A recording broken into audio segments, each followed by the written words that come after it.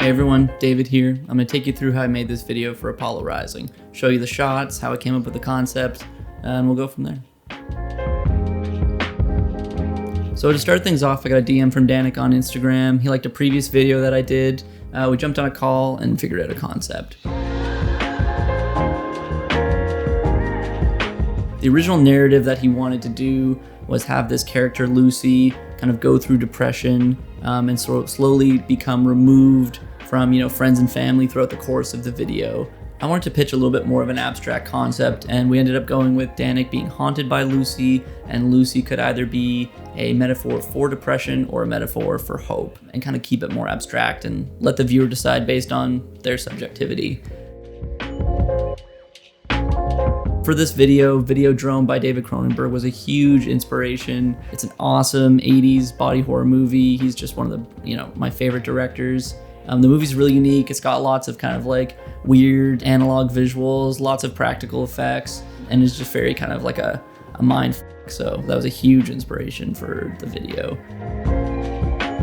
And if you aren't already watching kind of like weird movies on, the Crouton channel, aka Criterion, you're missing out on some great inspiration. Probably 2-3 years ago, I started watching stuff on the Criterion, and it's just obviously very different, very weird. And even if you take one thing away from a movie but don't necessarily enjoy the overall experience, I think that's totally worth it. And the song as well had these really cool minor verses and major choruses, so I wanted to portray those visually with the verses being blue, kind of moodier, and the choruses being warm and more sort of stoic. And sort of the chorus as well, the message of the song is to overcome these things, so I wanted to really kind of drive that home with a warmer chorus visual. So I made a storyboard based on the song structure and used ShotDeck, Millinote, as well as just Google Maps and some of my own photos to fill in the blanks of locations and visual ideas. For locations, I always just recommend using Google Maps.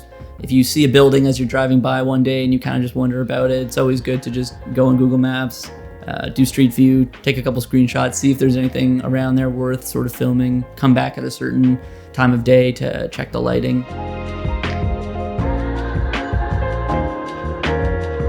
And the last kind of challenge for the pre-production was making a video montage, kind of an ambient one that would appear on the screen in real time, practically while we were filming the rest of the video. So day one for shooting was pretty simple, just getting the choruses done. We went to our bridge location, just got shots of Danik singing in, double time so that we could slow it down later, normal speed, just kind of simple stuff like that. And again, just because it's the first day kind of meeting, just getting the vibe, like just establishing a good rapport and connection and working with talent, I think is super important. So definitely take that first day just a little bit easier. Don't plan so many shots. You really just want to take time to get to know the person a little bit more on set and how they react, and really make sure you're paying attention to those things, because that's going to make a huge difference. And I'd say one kind of extra tip I noticed too, I made sure to watch Danik's other videos to see his sort of strengths and weaknesses and how I wanted to approach things. One thing I noticed is he liked to use a microphone in a couple other videos, so I made sure to get a nice kind of like boxer, announcer style kind of microphone, like an old school microphone that he could sort of sing into and perform with to kind of elevate the performance. And even adding on to that, I think I would have preferred to have a little bit more time to sort of A/B things. I did another video with Danik a couple months later, and we actually found out that he performs better without the microphone. So I think just again, taking that time to have like a bit of a test shoot on that first day, make sure it's not too intensive, I think is super important. So day 2 was our summertime B-roll for the VHS video. So this was the first time Janessa and Danik, Janessa playing Lucy, met. So again, wanted to take some time, just talk, let everybody get to know each other before we started filming more scenes. So just pretty simple shoot, just had them kind of walking around, holding hands, posing with each other, just kind of more like ambient stuff, nothing too crazy acting wise. I would say one lesson I learned from this, especially looking back at the video, I think choosing one more location to establish their relationship, either like a restaurant or like a house or something, just so when we're looking back on those kind of like more analog dream sequence flashback scenes, that there's a little bit more meat on the bone. I think that's what I would have kind of preferred, but overall, really, really happy with the result. So day 3 was the kind of longest day. This is the car scene and the bedroom scene. So for the car scene, this is again one of those challenges you run into. I really, really wanted a cool shot at night with kind of like an overhead lamp, rain pouring down. The weather just never worked out. So we ended up shooting this kind of during the day when it was cloudy. It just started to rain, but just nowhere near enough to like get that kind of texture that I wanted. So ended up using some of the car clips, but not as much as I had originally intended. So got to learn to pivot, make sure you shoot enough footage so that if one concept doesn't work out, that you have backup footage, basically. Good performances, good takes of other things that you can use. I think that's super, super important. So for the bedroom scene, we had some really cool lighting going on. We had light from the CRT TV splashing on Danik and Janessa's face, and we had a cool kind of like overhead backlight just to give it a little bit more ambience. Adding on to this, the CRT TV, we had my friend Dana kind of controlling that with a kind of a channel scrambler. So basically the colors and visuals were always kind of getting glitchy and cool. And we filmed that just on its own, as well as having takes of Danik interacting with that, which I thought was really, really cool. And then for further in the video, we have this kind of like dream sequence here where Danik's kind of hallucinating on the bed. He's getting further into this dream.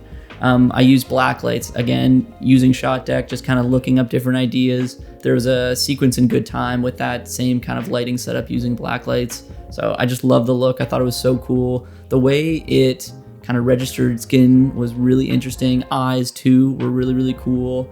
I used a couple of effects just to add to the dream sequence vibe, but otherwise this was all done practically just with lighting, and I think it looks really awesome. Another idea I had was to get some camera feedback. So Danik's in front of the TV, he's interacting with the TV with the dream sequence. The camera has an HDMI cord going into the TV, and basically just, creating feedback, filming Danik, he's on the TV, the camera's filming the TV, and it just creates this cool kind of infinite loop. And again, Dana's kind of playing around with it, creating these cool glitches going on. So day 4 was our burial scene and our fire scene. For one of the pre-courses, there's a lyric about sinking deeper, so I wanted to have a shot of Danik being buried and match that with him on the bed, kind of dreaming. So this was kind of a trickier shot to pull off. I had to move around the frames in post to really match them, so I recommend shooting a little bit wider than you think you need, just so it's easier to match up. I tried just kind of manually day of matching the frames, but it didn't work as well as I would have hoped. So definitely give yourself a little bit of wiggle room. I think I pulled off the shot. I'm really happy with how it looks, and I just love the texture of the dirt like on his face. If we had more of a budget, would have loved to bury him more, but I think that was a good kind of safe way to get some texture and an interesting shot.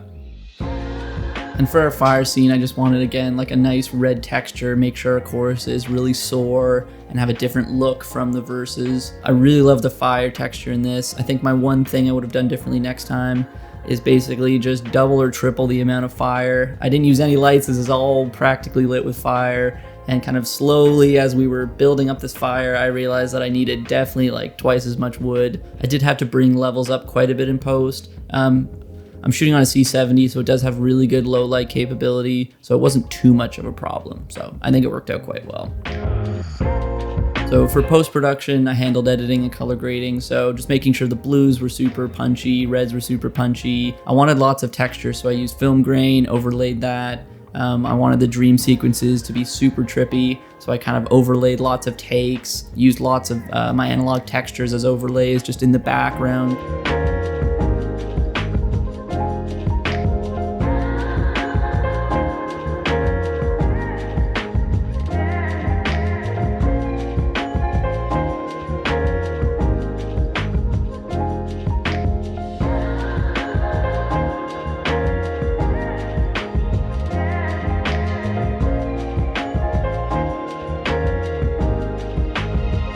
Final lessons learned, you know, make sure you get a PA or a friend to help. The production value went up so much just by having friends to help with those little things like activating the smoke machine and, you know, playing with the glitch effects on the TV, and do things, you know, practically as much as possible. You know, Danik interacting with the TV, with actual images, Janessa interacting with images on the TV in real time, I think makes it so much easier to direct. Actors aren't wondering what's going on, what's going to be on the TV. It's not green screen. And again, you get that amazing light coming from the TV hitting their face, and it's like it's all happening in real time. And I just think it makes for such a better performance, especially for people who may not be, you know, 10, 20 years into acting. It just makes it so much easier to get a good performance out of people. And thanks for watching. If you like this video, feel free to subscribe. I'm going to be posting more of these kind of breakdowns, as well as some other tutorials and things.